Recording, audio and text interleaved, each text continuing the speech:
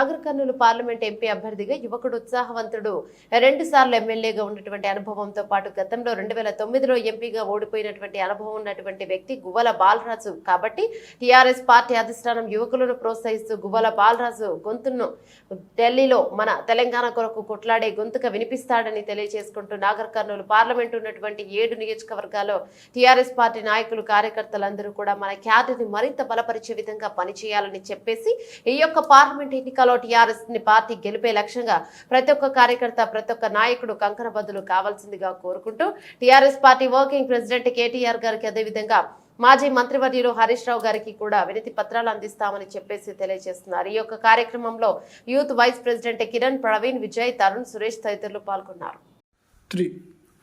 అందరికీ నమస్కారం. నా పేరు వంశీనాయక్, అచ్చంపేట యూత్ ప్రెసిడెంట్.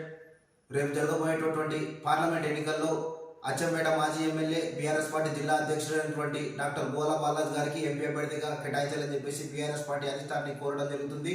ఈరోజు నాగర్ కర్నూలు జిల్లాలో ఉన్నటువంటి బీఆర్ఎస్ పార్టీ క్యాడర్ని మొత్తం కూడా అందరూ ఏకతాటిపై ఉండి రానున్న రోజుల్లో ఈ యొక్క కాంగ్రెస్ పార్టీ అరాచకాలన్నీ తిరిగి కొట్టాలంటే మనకు ప్రశ్నించే గొంతుకగా మన బాలరాజన్నను మన పార్లమెంట్లో గొంతు వినిపించినట్టు మన తెలంగాణ మన నాగర్ కర్నూలు జిల్లాలో ఉన్నటువంటి సమస్యలన్నీ పరిష్కారమయ్యే విధంగా మనం అందరం ముందుకెళ్దామని చెప్పేసి తెలియజేసుకుంటూ ప్రతి ఒక్క బీఆర్ఎస్ పార్టీ కార్యకర్త కూడా ఈ యొక్క పార్లమెంట్ ఎన్నికల్లో సైనికుల్లాగా పనిచేసి అందరూ తామే అభ్యర్థులు అని చెప్పేసి పనిచేసి అందరూ ముందుకెళ్లాల్సిందిగా కోరుతూ రానున్న రోజుల్లో కూడా బీఆర్ఎస్ పార్టీ అధిష్టానాన్ని కూడా కోరడం జరుగుతుంది.